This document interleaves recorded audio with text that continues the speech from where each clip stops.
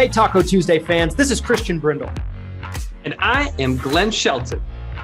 We came together and combined our forces to create something special for insurance agents called Taco Tuesday. Let's taco about insurance. My company, Christian Brindle Insurance Services, and my company, Lead Heroes, is here to bring you the latest and greatest news happening in the insurance industry today and eat some tacos while we do it. If you enjoy the content that we put out on this podcast, feel free to leave us a review or subscribe so you don't miss any future episodes. Without further ado, let's get into this episode of Taco Tuesday.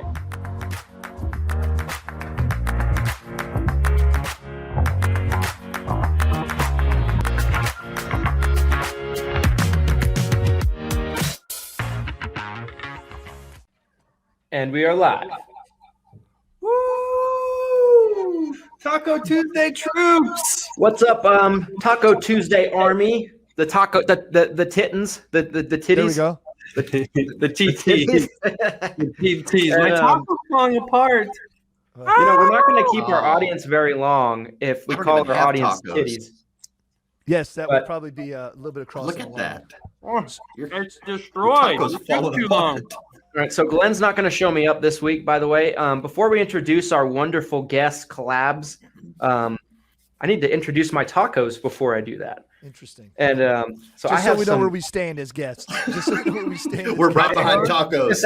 Tacos, Allie and Tony. Yeah. tacos, Allie and Tony. So we got some banging chicken avocado tacos today. Ooh, where from? I can't even pronounce the name of the place. So my staff have commandeered Taco Tuesday to where I don't get to pick anymore where we go. Sure. Because they don't like where I pick. They don't like Taco Bell, our unofficial sponsor. I love me some Taco Bell. I love Taco Bell too, but look, I'll just tell you. About as much as I like diarrhea. Well, I was going to tell you. I'll just say this. A lot of times, people are always like, what do we eat? We need a lot of fiber. A lot of Taco Bell. You'll get to that. if you ever can't push it out, there's always a solution, and it's Taco Bell. What do you have there, Glenn?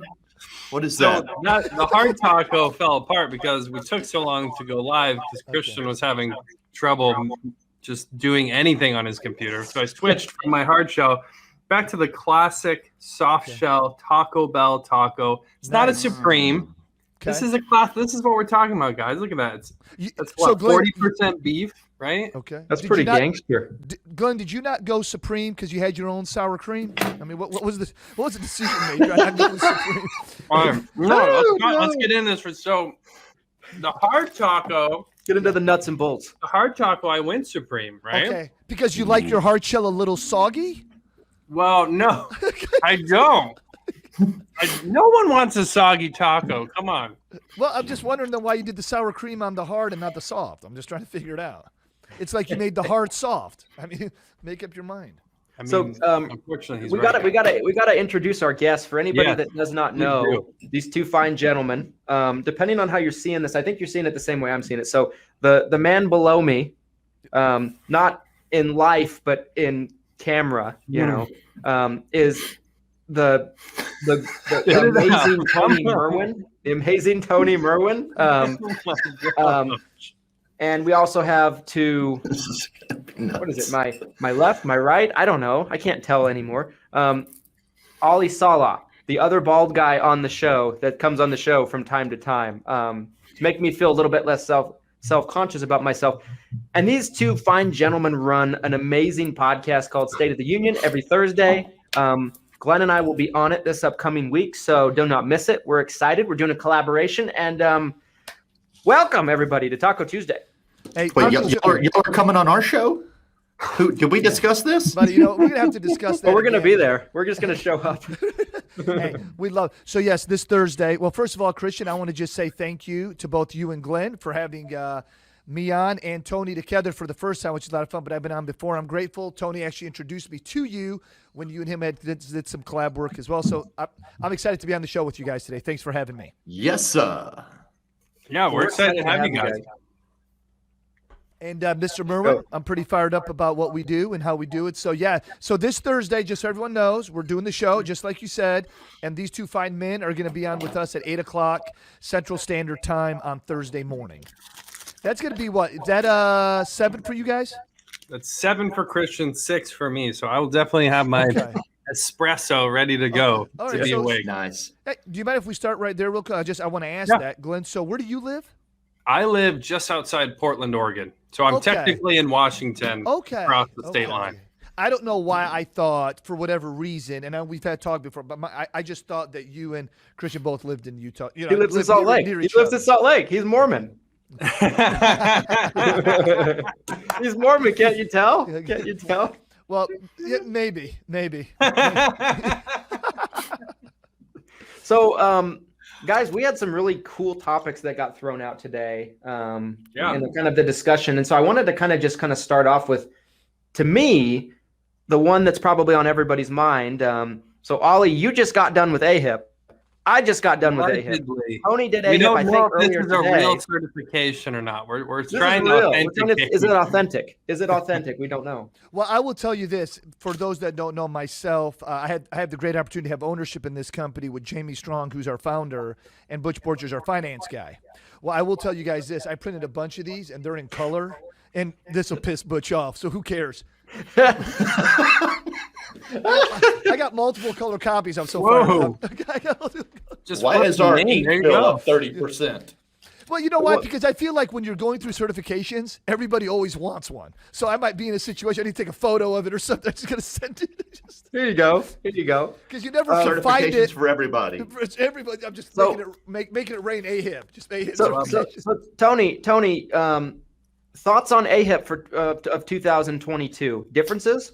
Things people should be So there are expecting? a couple of things that I noticed. Number one, you have to, if you haven't already done it, you got to reset your password at the beginning and redo your profile, which was actually, there was a couple of things in there were cool. I was actually glad they did that because I was able to make a couple of updates on my email address. I was able to add a couple of other carriers in there that they didn't already have all pre-populated, so that'll connect better. So that was nice.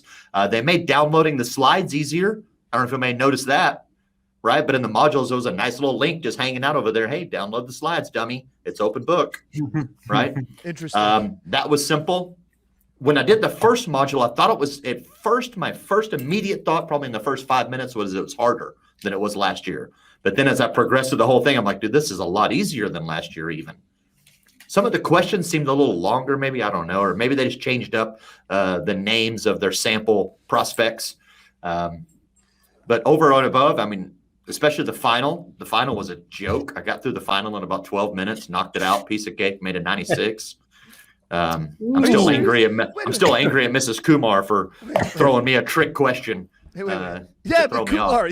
Kumar. Yes, I saw that. So 12 minutes. I want to say about 12 gotta minutes. be a I knocked record. out the final. It's pretty fast. It's got to be a record, 12 minutes. Well, because they gave me, honestly, like opposite of what Ollie said, they gave me all the questions that I'd already taken and that I got right for the most part. Like I got the luckiest tee up. So they stacked my deck. So thankfully I have a pretty good memory. So I was able to just look at the first few words or maybe the key element and then just go right to the multiple choice and bang it out. That was simple. There was one other thing. Modules 1, 2, and 3. I was able to completely skip the training slides and just go straight to the quiz. Yes, if you're a repeater, they let you do that, right? That's what Modules 4 and 5, I had to go through the whole thing before Yep. I could get to the quiz, then to get to the final exam. But they didn't make me watch modules 1, 2, and 3. I was able to go straight to the quiz, knock it out, and move on. That was kind of cool. Right. So I pretty much did the whole thing in about an hour and 20 minutes. So quick question. I have a quick question here. So last year was the first year that I'd heard people talking about failing the AHIP multiple times. And again, being that it's an open book test, kind of mind-boggling. Google. Right. So for those who might be watching this or listening to this, or you're watching the replay, brand new agents, Tony or Christian, could either of you speak to the requirements, or any of you to the requirements of what happens if you fail the AHIP? What's the process? So there? life insurance? It's no good. It's no good. So life insurance, maybe ACA, I don't know. Hey, if you guys don't mind, if you say that. You can sell Medicare supplements without AHIP. Right.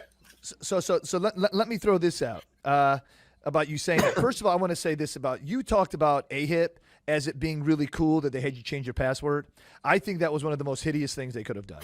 Me too. I'm with you. First of all, most insurance people don't remember the damn password. I want to go to my computer, press the thing, and then it just pops up the old passwords, and you just hit yes, and it remembers everything. Okay, so they screwed all that up. Okay, that's number two. Did you guys see the damn requirements for this password?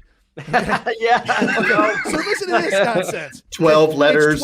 It's 12 things long. Lowercase, uppercase, There's special symbol. Yes. Listen, I'm never going to remember it. I can write it down everywhere. It doesn't matter. It ain't like I'm sitting around and, oh, man, let me check my AHIP real quick. You don't go on there as an active thing all the time. So they got to kill that. True. So to your question, Glenn, you're going to love this. So what we've done in our company is like yesterday was the first day of AHIP. And then on Wednesday night, and then next week on Monday, and then next week on Saturday, we're keeping it open so agents could come to our office and prepare for AHIP.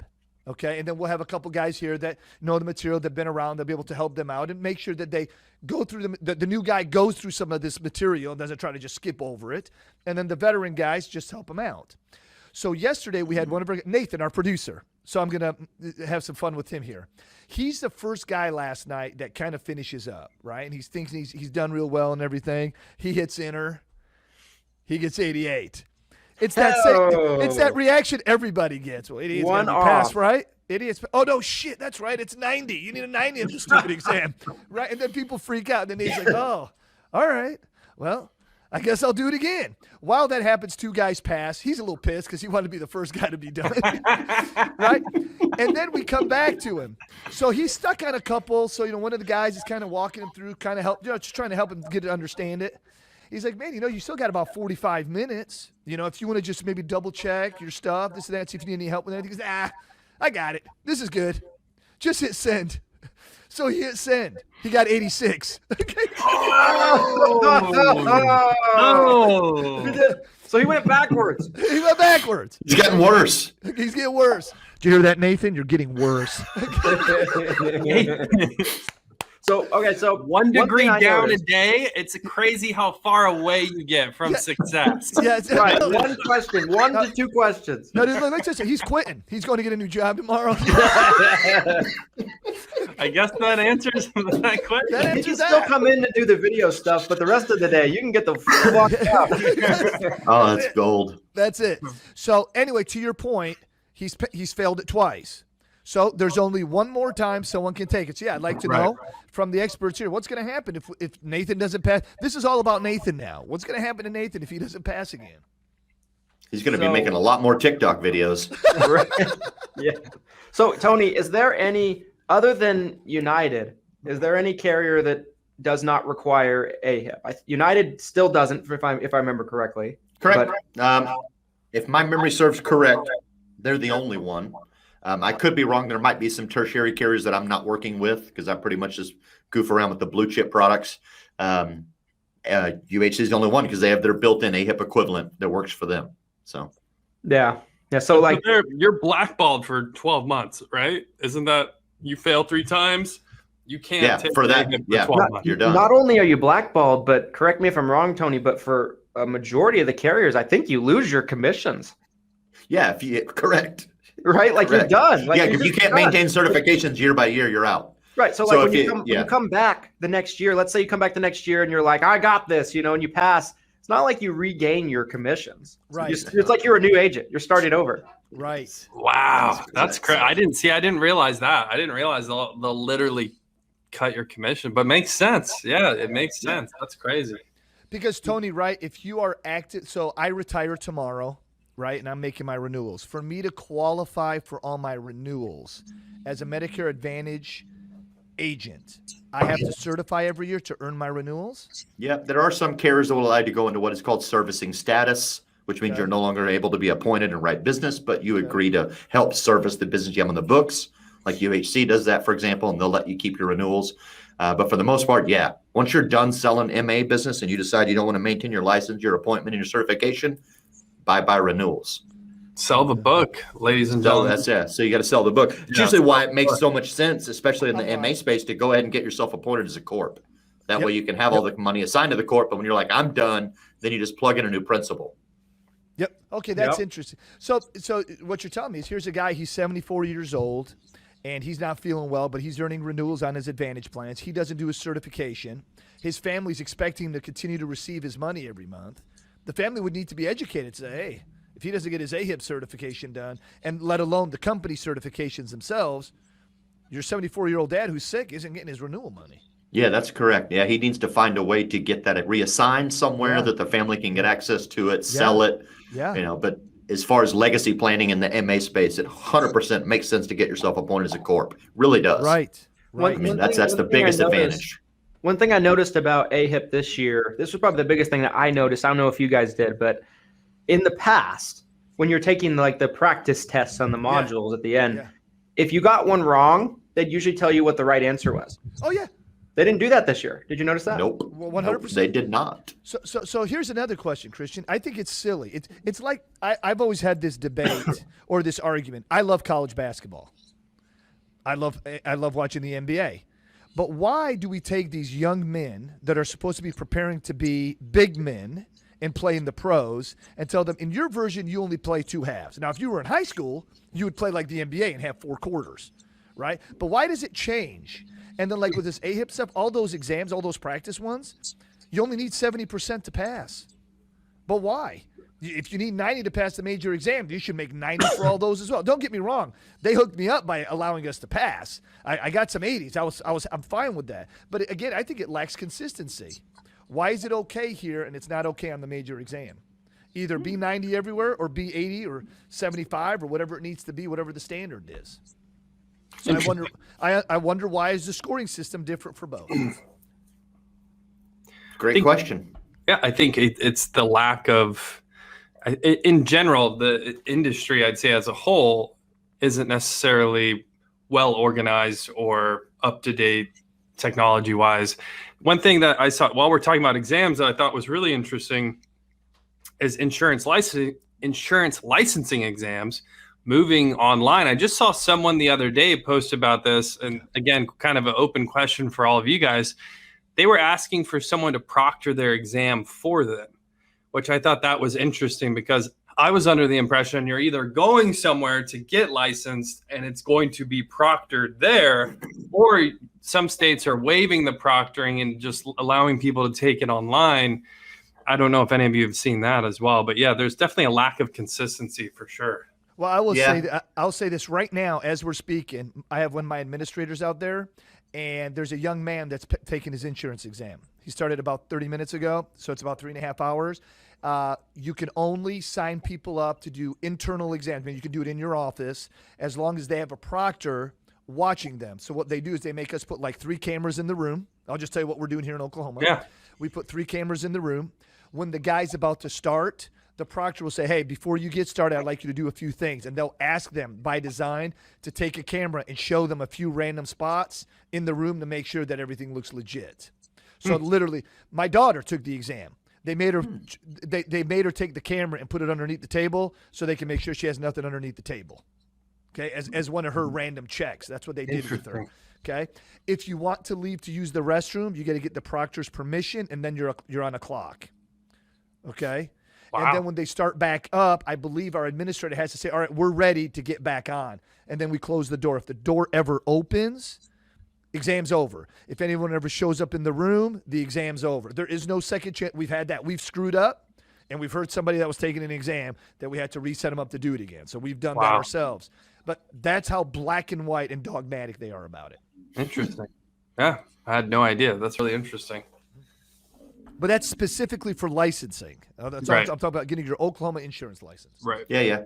Apparently in Indiana, you have to give a proctored exam for your CE as well. Wow. I didn't know that, but I had an agent that's been an agent for a while, and he called me up and asked me if I had any recommendations on someone in his area that could help him get his exam proctored, and maybe they could help each other. And I was like, I'll try. But here's a question. I didn't know that. That was new. I did not know that. That's weird. How many credits do you get for AHIP in Utah, and how many do you get in Washington? So that's a good question. For Utah, I don't ever take the CE credits. Like you don't take them? Never. No, Okay. I never have. Now, why don't you? Because I always do. Well, you don't have to take CE in Utah? Well, yeah, of course we do, but I don't do it through AHIP. Okay, because let me just tell you. So let me tell you, Christian, what I mean. So I every year, right, when I do like I did the AHIP this week or yesterday, it asks, or this morning actually when I took the test or whatever, but it says, do you want your CEs? You say yes, and you do that. Then once you pass, then they make you pay for your 6 credit hours. Mm-hmm. Well, I'm going to ask you, Christian, if you and I are reestablishing our license every 2 years, why wouldn't you go into your second year with already 12 credits of things you're already going to do? You're already doing it. So get the credit for it so you only need to do 12 more or whatever. Well, that brings me to a question. Okay. Right. In Texas, I can pay $30 and get 8 hours of CE credits after I complete my AHIP. Yeah, because everything's bigger in Texas. But I only have to do CE every 2 years. Right. Mm-hmm. So if my license, which is my current state, right, is not due again until 2023. That's right. Then why would I buy AHIP CE credits to this year? My license had to be renewed this May. I had 12 CE credits count towards my 24 from my AHIP for the last 2 years. So they do stack up. So if I did 8, if I paid it this year, that's 8. And then I do AHIP again next year and get another 8. Hey, either I'm right or they're definitely hooking me up. It looks like Washington, and of course we are little. We're half of Texas. It looks like it's only 4. I didn't buy them this year because I'm like, well, I don't have to do CE again until 2023. I told everybody to buy. Usually the way we do our CE is like we have a group in Utah that typically about 15, 20 of us, people that have contracted with us in the past, they might not be with us anymore. People that are contracted with us, we'll all do it together in a group. Yeah, love it. And there's an instructor comes down. We do it all at one time, one day. And the instructor's hysterical, by the way. He's like the funniest guy ever. Like I swear, it seems to me like he spends about 25 minutes talking about insurance, but no, I'm just kidding. But I get it. But that's usually the way we do it, and it's just the way that I've always done it. People that have contracted with us in the past, they might not be with us anymore. People that are contracted with us, we'll all do it together in a group. Yeah. And there's an instructor comes down. I get it. But that's usually the way we do it, and it's just the way that I've always done it. People that have contracted with us in the past, they might not be with us anymore. People that are what is going on? Is Glenn running the soundboard over there? Sorry. I was trying to share this link, you guys, and it was playing. I knew it. You were hearing us 3 minutes ago and live. The link is a state list of what CE credits you can get for taking the AHIP. So I thought it was worth sharing in the comments below the video. Right. My apologies. How many gigawatts did you just waste trying to do that? Glenn, I got to ask you a question real quick. Have you ever seen the Bill O'Reilly video before he got on Fox News? Okay, you saw that? Did you ever see the Chris Berman one when he went off about Monday Night Football? I vaguely remember this one, yes. I would like you to do me a favor. I want you to look up Chris Berman when we get done today. Okay. Chris Berman, 20-year NFL Monday Night Football anniversary. Yeah. I want you to see how he reacted. And that's what I was about to do when you screwed up today on this live cast. It's like these people have never worked in podcasting, I swear. Have you ever worked on TV before? Oh, man, he would just be. Did you see that, Christian? Have you seen it? Have you seen the Chris Berman one? No, I haven't seen the Chris Berman one. Oh, yeah. You're gonna look that one up. It's awesome. So I've watched the Bill O'Reilly one like literally 25 times. Oh, dude, look. What does that mean? He's going to take us out. What does that mean? He's going to take us out. I'll have to check it out. So you know what this has nothing to do with tacos or insurance, but something along the lines of that I've probably seen more times than healthy is like the Jim Rome, Jim Everett fiasco. Have you ever seen that? Have you ever seen that? It's been a long time. Have you ever seen that? Jumps across the table, grabs the guy, throws him to the ground. Yeah. That I don't know. For some reason, that's your favorite. Yeah. Well, that's my favorite. Right. Love it. All right. I just had to share that. I'm sorry. But anyway, as much as I love this conversation, I'm going to guide it back to. Yes, please do. Please do. Please get us on any other topic. Tony, you just came back from the headquarters of Secure Agent Marketing, if I saw correctly. Is that right? I did. That is correct. I was up there tail end of last week. Very cool. So it was fill us in kind of what that event looked like. It was a speaking event, right? If I remember, if I heard correctly. It was, we did a small, intimate public speaking workshop for 2 days. First day was kind of really on the fundamentals of public speaking. Second day was a little more of some of the now that I've gotten some skills, how do I take those skills and implement them in different ways and start to find ways so I can monetize it as well, which was great. So Cody kind of ran that. I did a lot on day one, but it was awesome. I think we had 22 attendees.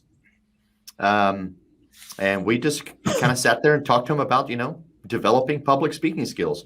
I gave a nice talk on kind of like what public speaking is, why we do public speaking in the first place, kind of what's the benefit of it.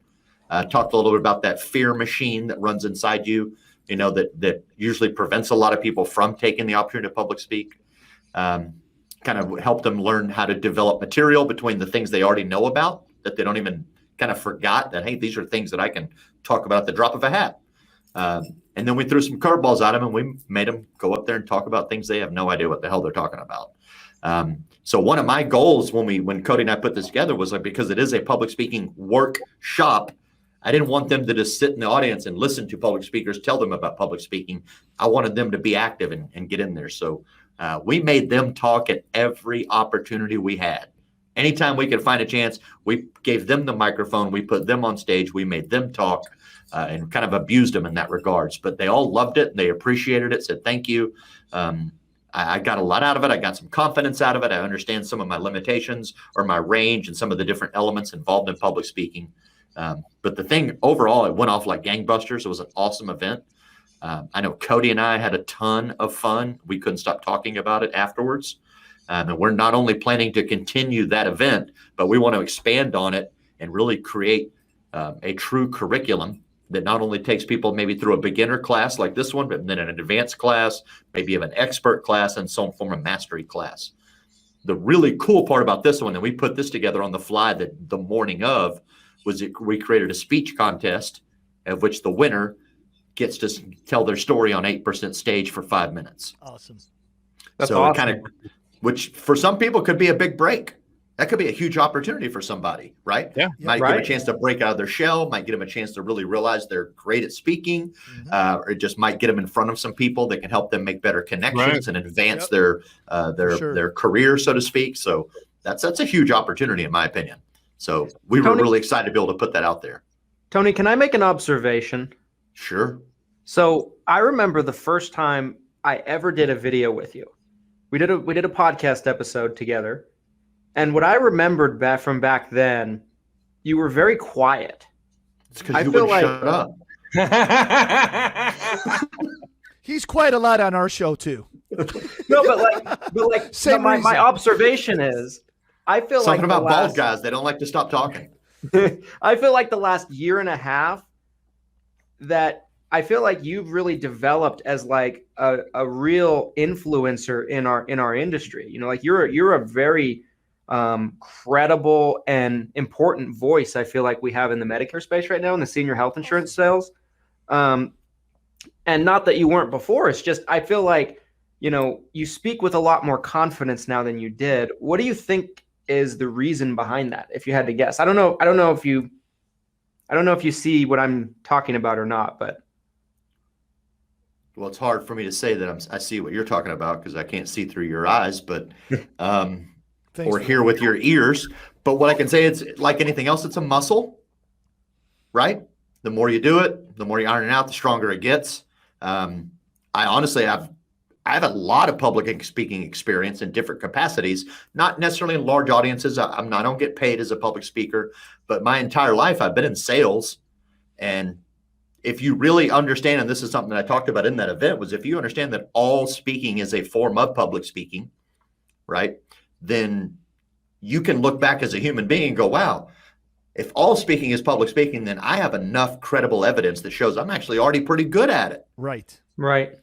Whether it's a one-on-one conversation or teaching a class or standing up in a group or talking to the camera or doing a podcast with some goofballs like this is all public speaking. So like, I'll give you a perfect example. Rebecca Davis, we all know, great person, one of our favorite people. She's phenomenal, very charismatic, enthusiastic person. Wonderful. She gets super nervous when she's public speaking. But then you look at her on that last interview she just did with Landon McCarter. She crushed it. She did a great job. She's killed it. But she's talking about something. She's very natural. She has a ton of confidence in it. It's more of a confident setting when you're sitting across talking to one person, even though she is going out on camera across the World Wide Web, where probably at least 13 or 14 people saw it. She was phenomenal. And I told her, I sent her a text yesterday. I'm like, hey, if you need any more evidence that you're great at public speaking in general, just watch this interview you just did with Landon. Yep. Like that's if we understand that the definition of public speaking can be that broad, then we can provide ourselves with enough evidence to give ourselves the confidence that, hey, maybe there's 10 people here, maybe there's 20 people, maybe there's 5,000 people here, but I already know what I'm doing. Yep. I'm only allowing fear to get inside of me because there's more eyes watching me now. Yep. I think it's a great point. So coming back full circle to answer your question, one, me getting out here doing it more has kind of reemphasized that muscle and got it going again. But the other side is, well, people are listening. Nobody was listening before, probably because I wasn't talking before. But, I finally realized, if I'm going to get out here and grow my business and love it the way I always have, then I got to go and start interacting with people. Yeah. And it was really something that Justin Brock said that really set the whole thing off and put it in motion. And he had made a comment in his Facebook group, Gurus, that social media can be a tool to make you a celebrity in any given space or market that you want. Yep. Whether you want to be the Medicare guru of all Medicare, or if you want to be the Medicare specialist of Salt Lake City, and you're that person, or like Rebecca's, like the super celebrity of Stephenville, you can use social media as that tool to help you create that person of interest, like Coach Burt says. Right. It's exactly what it is. So when I saw that, I was like, of course I can. And no offense to anybody else, but in my opinion, there's nobody that has a better chance of being a celebrity in the Medicare space than I do. And it's only because I know that I'm extremely confident and not afraid of putting myself out there to get rejected. I could care less. You don't like me, that's fine. Yep. But it's like, hey, I've got some stuff to say. I've been doing this 17 years. I might as well start talking about it. Yep. Love it. It's interesting because I was just listening to the Joe Rogan podcast, and he had a cult. I don't know if her background was cultural. Hey, Glenn, you said Joe Rogan? Yes. Okay, yes. So you must like that haircut. Go ahead. Yes, I do. But they were talking about public speaking and how common the fear of public speaking is. Number one fear. And they were saying how there's a possible link, or this is kind of a theory, right? Between the idea that if we kind of all, historically, and they also got into the details. It was really interesting how fear can actually be passed genetically. They've re-engineered that in mice. So they've actually seen in mice where they can give the parents a fear of something, and then the children have no idea that ever existed, but they still have that same fear. Yep. And so the public speaking fear that we've all kind of taken on, they're saying because we grew up in villages essentially or groups, that you were in trouble. If you were speaking in front of a large crowd, you were on the spotlight for doing something, and it was like, why did you do this? What are you doing? Lynched. You're being lynched. Yeah, essentially. Yeah, because now you're put up on court to have to defend yourself against everybody. That's a pretty good point. I did some studying on it, and what I discovered, which made sense to me, was that, again, it goes back to our primordial days, if you will, when we were fearful or hunted by large predators, right? We had to live in a group as a basic survival instinct. Right. And if you were ever separated from your group, then, well, you can pretty much write yourself off. You're going to get killed. That's right. Right. So that, if you look at it, take it out to the modern world now, there's not a lot of things that create that same type of separation as you standing alone in front of a large group that are all staring back at you. Right. Right. So sometimes I feel like that it just kicks in that fight or flight based on that same instinctual self-preservation. Yeah. Yep. I mean, it's just a matter of, and we talked a lot about that at the public speaking workshop, not only to understand that source of it, because if you don't understand the source, you don't know how to combat what it is. And we talked a little bit about how to mitigate it. And then we kind of went through all the things that I felt, and I felt there were kind of 4 things that added up to the 4-element fear package. And one is obviously your thoughts about yourself as a speaker that starts to drive that physiology in your body that creates that fight or flight. Yeah. 100%. 100%. And I want. Go ahead. I'm sorry. Go ahead, Ollie. You talk about DNA. It's natural. I'll share a funny story. You guys will just laugh at me. So I remember I was probably in 3rd or 4th grade, and in my home growing up, we didn't have any dogs or cats, and that was just a thing. We just didn't. Well, I was also afraid of dogs. Well, why would I be afraid of dogs? I'm in 3rd or 4th grade. My mom was afraid of dogs, and my dad didn't like dogs. So my dad didn't like them. My mom's afraid of them. Okay. So I already know my mom's afraid. So I'm only afraid because my mom's afraid. I'm not afraid for any other rational reason. Yep. But I'm in 3rd or 4th grade. So our neighbor had a big, beautiful lab. It was big and beautiful now because when it happened, I'm telling you, this dog was going to kill me. Okay? Because it saw me and it was running after me. So what does any rational person that's scared do? You run, right? So I'm running because I'm afraid of this dog.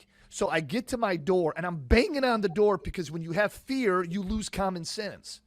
So I don't even remember I can open up the door and go inside. Instead, it's smarter to scream outside, banging on the door, waiting for my mom to open up and save my life from this vicious dog that's sitting here the whole time going, the whole time. Like, Brew, why'd you make me run over here? That's what the dog's asking. But I was afraid of it. I was afraid of the dog. And for years, I was afraid of the dog. Man, even now, it's so funny. I'm not afraid of dogs. We've got a dog. We've had multiple dogs in my home. My kids love dogs. I'm good. I've sold insurance. You got to be accepting of dogs if you sell insurance in people's homes. Oh, yeah. Okay? Jumping on your leg, biting your ankle. But I would lie to you guys if I said that there wasn't always something weird whenever I see an unknown dog. Like, my kids are quick. If they see a dog by itself, let's try to find its home. I'm like, dude, leave the dog alone. Who cares? It'll figure it out. I'm not in a hurry to go touch the dog, but my kids are because they grew up different. So I'm totally bought into that. Yeah. And then it piggybacks what Tony's talking about speaking. Look, I've said it a million times. The pain-pleasure principle. People a lot of times will do more to avoid pain than they will to commit to receive pleasure. There's pleasure when you speak in front of the room and that excitement and that drive and that thing that fuels you. That's awesome stuff.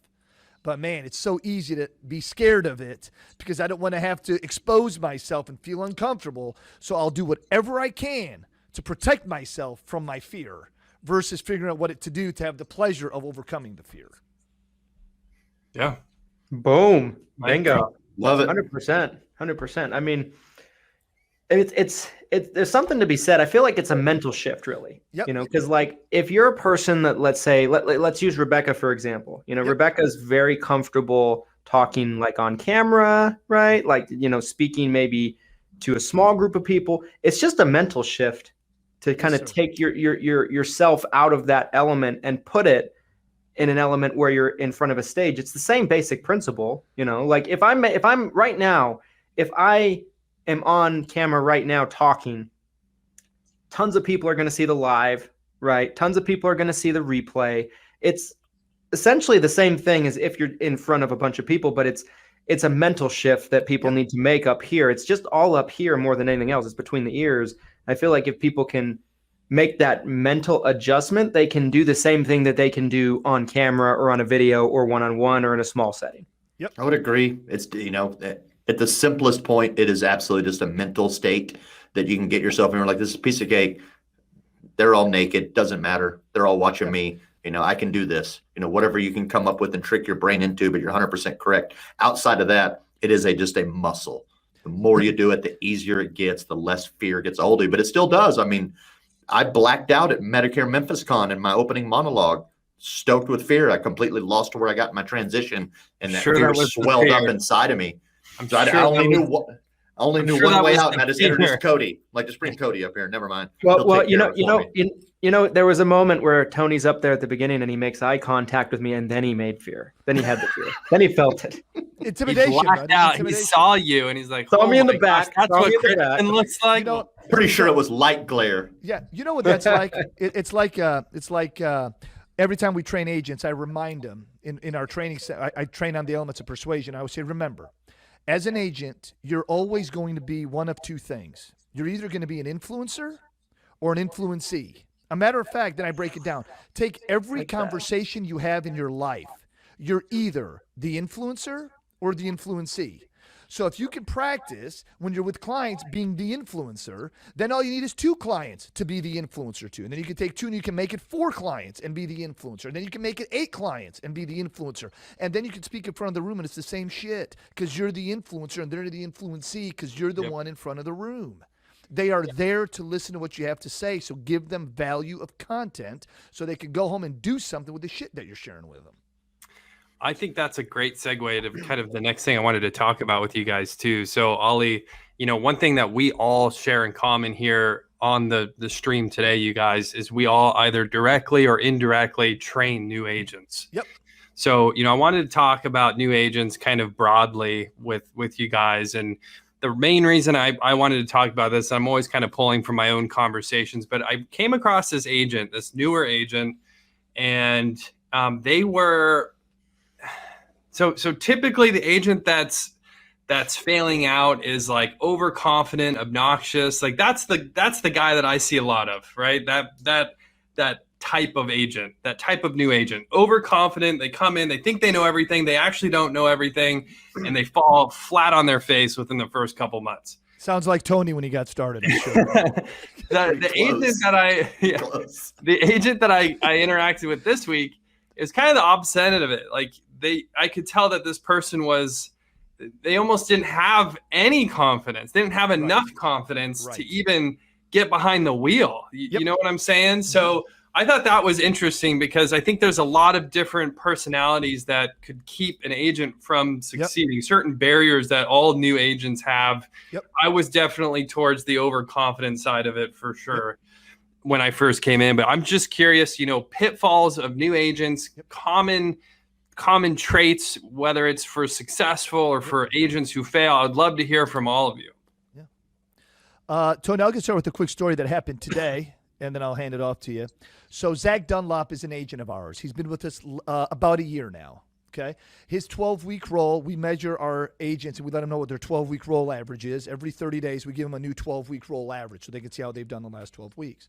We're excited about Zach. He's less than a year old with us, and he's making $18.50 a week. That's what's deposited into his account, right? He's kicking ass. He's doing a lot of great things. He's promoted to a trainer position with us now. We're fired up. We're loving us some of Zach Dunlop. Zach Dunlop calls me up today, and we also train our agents to call in every home they're in after they finish a needs assessment. They ask all the questions with the client. They say, hey, I'm going to call, get some professional advice from someone at the office so we can mastermind and make sure we put you in a good space. So Zach will call. Well, after Zach and I get off the call after a second appointment, I'm like, I'm not feeling it. He calls me back, and he goes, Allie, man, we got to talk. And I said, dude, what's up? He goes, man, I'm just not making it. I don't know what's going on today. I'm 0 for 2. And I said, okay, dude, so what? He goes, but man, I can't. You're always saying we got to sell in every appointment. Yeah, you should. Well, I didn't sell in the last 2 appointments, man. I'm kind of freaking out. And this guy is losing his stuff. And I'm like, Zach, listen, bro, slow down. Okay? Don't take what I say completely out of context. Okay? And I think, Glenn, it's about so here's what I always tell people. People say, Allie, I don't want to call you when I'm in an appointment. I said, you got to call me. Allie, I don't want to call you. Why? Why don't you want to call me? Because, Allie, I'm going to look dumb. I'm not going to look like I know what I'm doing. Hey, you don't know what you're doing. It's okay. Just tell them that. Who gives a shit? Call me. Tell them you're new. Let me walk you through, because what I want to do is not teach you how to sell insurance. I don't want to even tell you how to communicate with the client, because I do that here at the office. When I'm on the phone with you, I'm trying to get you to learn how to think like me. Well, I don't think I want to think like you. You do in insurance. Okay, I'm actually pretty good at this.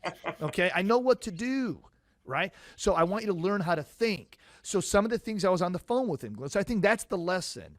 I said, hey, Glenn, hey, Zach, I want to ask you. Do you think, I asked, because he's a younger guy than me. I said, hey, are you in debate or are you clear Michael Jordan's the greatest of all time? And he said, no, I'm clear. I said, okay, good. I know Karl Malone. Well, he got smoked by Jordan, so don't even bring him up if you're going to go Utah on me or something, okay? Karl Malone. Okay. The mailman. And remember when Karl Malone tried to win a ring and went to L.A., my boys, the Bad Boys from Detroit in 2003, won the championship and smoked him. Well, you know what Shaq, they say, Kobe. Ollie, you know what they say, the mailman doesn't deliver on Sundays. We learned that. My whole childhood was that.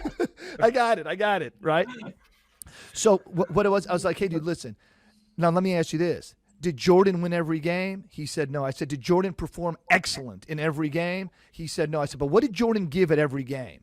He said, Allie, he gave 100%. I said, you're damn right he did. Even when he was sick, he gave 100%. And he didn't win every game. Every time you run an appointment, it's a game. You're either going to win or lose the game. But if you make a big sale and you score 80 points like Kobe, guess what happens at the next appointment? You're at zero. Yep, when Kobe made 81 points, he played the next day. And when he played the next day, he had as many points as I did when he started that game. We were both at zero. You see, the difference is he made 81 yesterday. You don't get to transfer those points over. They expire at the end of the game. Every appointment expires at the end of the appointment. So stop worrying about it. Get to the next house. Call me when you're there. We'll figure it out. And it's so funny. He calls me at the next house. We're talking to this person, what he's going to sell and what he's got to do, da-da-da-da-da. I gave him some feedback. He calls me up 20 minutes later after he gets out of the house. He goes, dude, I got to tell you, I got my mojo back. I'm like, no kidding. Okay? That's what happens. You just got to go to the next game. So it's teaching these guys how to think with the client, but also how to self-talk themselves, because they're probably got a new agent in the car with them, and everything's influencing everything that's going on. And you got to be the master influencer in the situation. Remember, you're either the influencer or you're the influencee. Zach was allowing the clients today for the first couple of appointments to allow them to be the influencer, and he was the influencee, instead of controlling the emotion, the conversation, and the dialogue to lead it in the direction he wants to attain. That was legendary.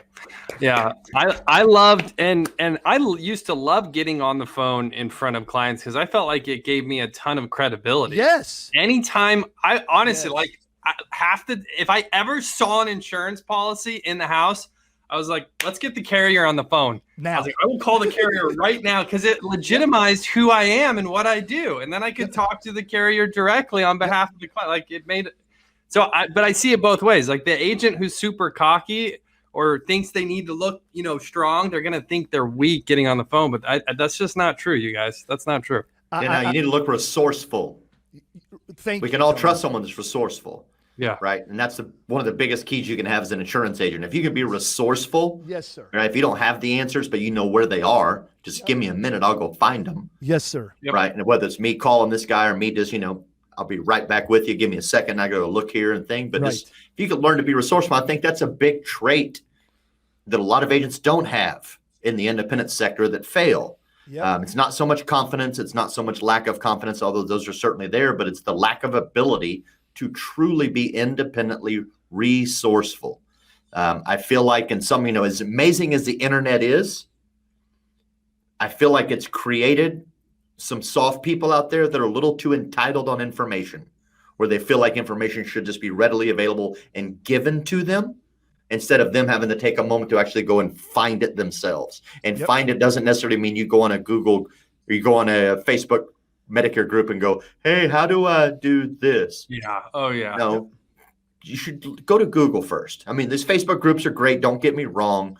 But if all you ever do is allow people to spoon feed you the information, you don't learn how to find it yourself, you're short-setting yourself as a business person.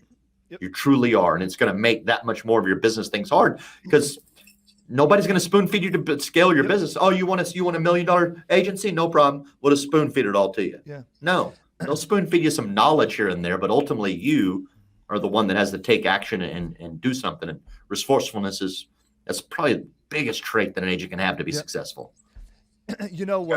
I shared this story all the time because I feel like I related with it. When I got involved in the insurance business, I always feel like the insurance business is like a survivor program because it gives people a second chance in life if they want to go do something. And you've been voted off the island. Right. But I will tell you guys that when I was first starting in the business, there was a lot of personal things in my financial life, my spiritual life, my marriage life. Everything was in shambles. I mean, clearly, everything was the only thing that was definitely on the rise was truly my faith with God. Everything else was really in shambles, okay? And I share that with you guys because I always talk about the Superman factor.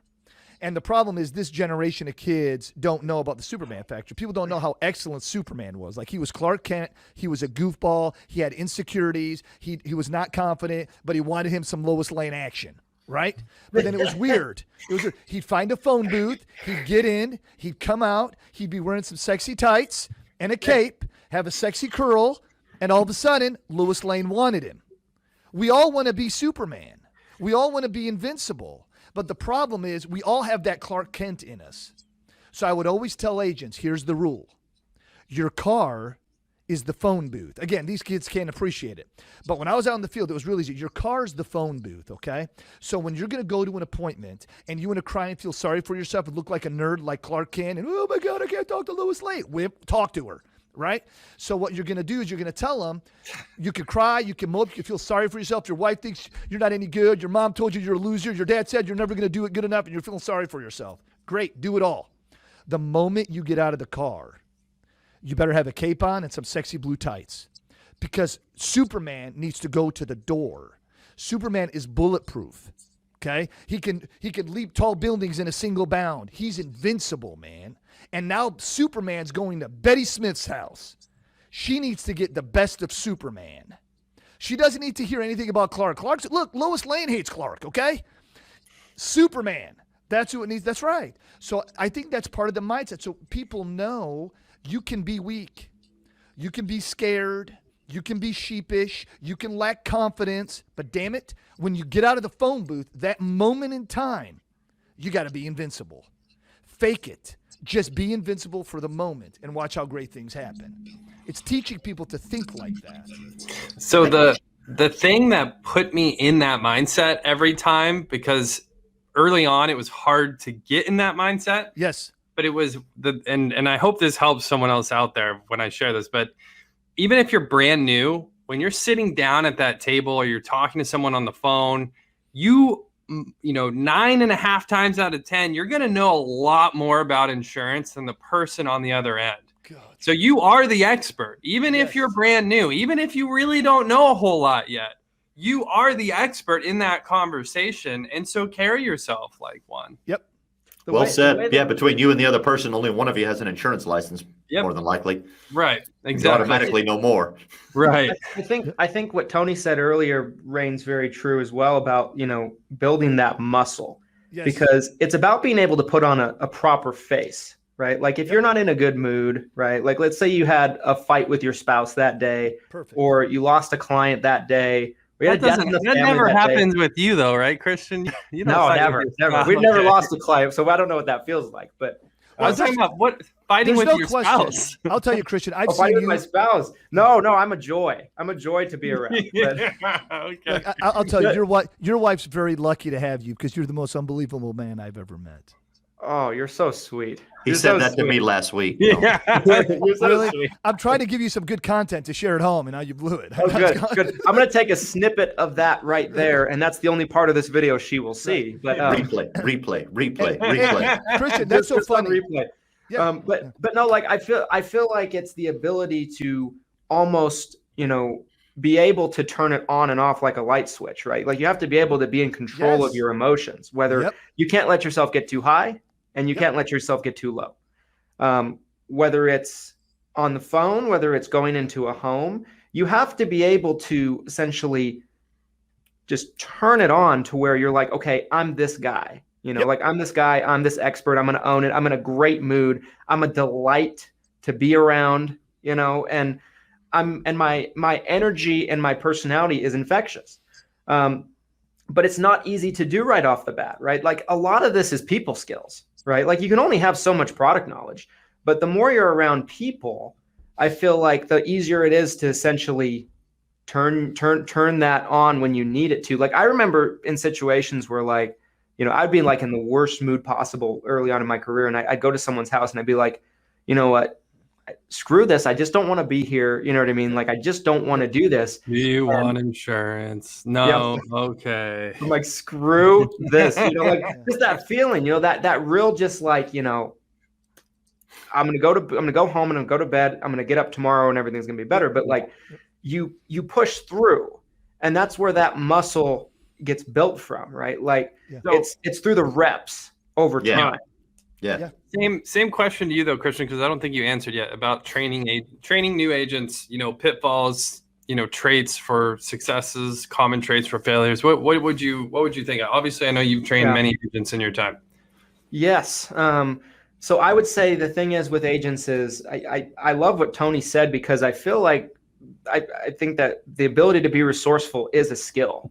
And not everybody has it. Like even people that are sponges, right? Like they're hungry for information, but they're not necessarily so hungry that they're willing to try to figure it out themselves. They just want an answer. So I definitely think that Tony hit that right on the head. But I think the other thing that if I was to add to that, I would say there's a balance between being humble and being confident, right? I feel like that something in the middle there needs to bode true, because an agent can be cocky. Like I mean, I get on the phone all the time with an agent, and it'll be someone that's maybe had success selling something else, and they're just like, oh yeah, they're like, it's no big deal, like they just have this cockiness to them. Yeah. And usually the guys that talk the most, they talk the most shit up front, end up doing the least when they actually get in. Like I was just having this conversation with Joanna the other day. We were talking on the phone, and she was like, we all know that most of the people on the leaderboards either don't say anything in the groups or they're not in them at all, on social media. And not to say that there's not people on leaderboards that have big mouths. It's the truth, but right. So there's you want an agent to be confident, but you don't want them to be necessarily egotistical or cocky or not willing to be coached. I think being coachable is a huge thing, but I also want them to be humble and listen to me. Like we just hired 19-year-old kid in our office. He's going to start the 1st of July. And my assistant was like, well, why'd you hire him? This guy had more credentials. This guy had more credentials. I'm like, because he's 19 and he's wide-eyed and he's a blank slate. Yep. I'm like, I'm taking a chance on the kid, and that's why. He can learn. Yeah. Absolutely. Being coachable, willing to learn. I want to add, I just love, Christian, what you're dropping there. We've hired a couple of young guys too. The term that I like to use is they got to have if they're young, I need them to have a PhD. And the PhD stands for poor, hungry, and driven. If I got a young guy who's poor, hungry, and driven, I love that guy. I also love a guy that's 27 years old, married with 2 kids, and broke. I love that guy. Because a guy that's 27, married with 2 kids, and broke, you could get that guy to be motivated. But I think... Yeah, he's backed into a corner. He didn't have a choice. Right. How about 3 kids and you're 30 and you're broke? Right, no, I get it, right? No, I get it. So I think I might have an answer to a question that you were bringing up. And I only think it's an answer because I believe what I'm about to tell you guys is 100% true. So this is me speaking on what I believe is 100% true. You said you got to find a guy that's humble but confident, right? We already know that when someone has ego issues, that means they have insecurity issues. Okay, that's what ego is all about. Ego is about insecurity. So what do we need to align humility with confidence? And it's one simple answer. Tony knows I say it every damn meeting, every show, all the time. Gratitude. Activity. Gratitude. Because here's why. The hell do I know? No, here's why. But I'm going to say it. And Glenn, here's why. Remember you used the reference on Christian. If he's having a bad day, he goes to the house, you don't want to buy insurance, okay. How about if Christian was in a good headspace and knew you're in a house when there's thousands of insurance agents today stressing out of their mind trying to get an appointment? Why aren't you grateful that you're in a damn house in the first place? Because if you were, you would be grateful for the person you're talking to. And that person would know that you're grateful for sitting with them because that would come out in your communication. And then that energy transfers. And remember, people do more to help you than they do to buy from you. So sometimes these ego guys are trying to be so good at knowing everything and knowing how to communicate. That's what's funny about this show. Everyone perceives this is how I talk when I'm in someone's house. It's not. When I'm in someone's house, they're the star. And I get to just help them fill out the last couple stories of their chapter. So I'm always asking questions, trying to figure things out how I can help direct them. Yeah. But if you're great, Christian, all 4 of us here, we're on the show together. Right? We're all breathing okay. I mean, how amazing is our lives right now? We've got nothing to complain about. Are you sharing that energy with the clients when you're meeting with them? Because I'm telling you, then you can have swag. Hey, dude, why do you love life so much? Because I just love life, man. Everyone I pray that everyone I come across, I'm going to do a good job for. And then you know what weirdly happens? People in the universe start doing nice things for you. It just naturally happens. Your clients do the same thing. I don't know how many times I think clients have bought insurance from me because they feel sorry for me. Okay, I'm telling you. What they have for me. Yes, It happened to me too. Buy something. I'll show a client photos of my family, and I get, oh my God, what a beautiful family. Oh Every boy, appointment. those girls are going to give you a hard time. Oh boy, thank God you got that son at the end. And I always said the same thing. Hey, listen, my goal in life is to make more money than they spend. Every day they're trying to spend as much as they can, and I just want to make one more buck more than them. There you go. Oh, honey, you better, because it's going to cost you a lot when they grow up. Did I Please mention I help me. work on commission? Yes, please help me. And then when I'd go deliver the policy, they'd be laughing at me. So how's your family doing? Are they keeping you running ragged? And then when I talk to them on the phone, they always want to make fun of me about how stressed I'm going to be because all these kids. It's a beautiful thing. But I think there's the line. Humility and confidence, gratitude. Because if someone's an egotistical maniac or someone is so full of themselves, they can't appreciate other people. It's like individuality lacks gratitude. Don't be such an individual, because if you're an individual, what are you trying to prove? I did it. I'm the man. I don't even have that much muscles. But I mean, I did it. I'm the man. Is that what you're trying to prove? Because that don't mean anything to anybody. You know, Christian, it's great that you know this and that. Tell me about the people you're working with and you're helping. That's what you're talking about, Glenn. How do you help these people and invest the right way with them? If you're grateful, you will create an environment of people that come on board and work with you, Glenn, that will also be grateful. Those are always easier people to teach because they're grateful. I love that. Guys, unfortunately, we're right at that hour mark. Wow. I want to be respectful of everyone's time. That went so fast. I feel like we have so much more we could talk about, but thank goodness. We got part two. We are going to be on State of the Union. Part two on Thursday. You guys. Yes, sir. So yes, sir. Wanted to give everyone a chance to share their last thoughts. I'll just kind of quickly go first here. I think, we've talked about it a lot and kind of to sum up what we're finishing up on there, I think it is all kind of in the headspace. It's what's between your ears. Right. I think that's what separates most agents from being, whether you're going to fail out of the industry in 12 months or you're mediocre or you're shooting for the stars and the moon. It really comes down to, what's your confidence like? What's your mental game like? Yes. And staying strong mentally. So I love that. I loved so much of this conversation today. This was so much fun. I'm so excited for Thursday. Tony, I'll hand the torch over to you, sir. Final thoughts. Yeah, I think it was great. Fantastic. Love it. Yay. Honestly, man, I'm really pumped about Thursday. So everything Ollie said kind of still has me buzzing over here with gratitude. So I don't even know what to say. So I am at a loss for words, which is unusual, but I really appreciate you having us on. I'm glad we came up with this idea to collaborate. It only took us, 4 days to finally get Ollie to pay attention to the thread. Ollie's got Nathan to do that for him, right? Yeah, granted he does, and I think he has 2 girls that scan his email for important stuff too. So it's good to be the king, I guess. But super pumped to have you guys on this Thursday. I am a little concerned. Do we need to put any extra phone calls for Glenn to make sure he gets up that early?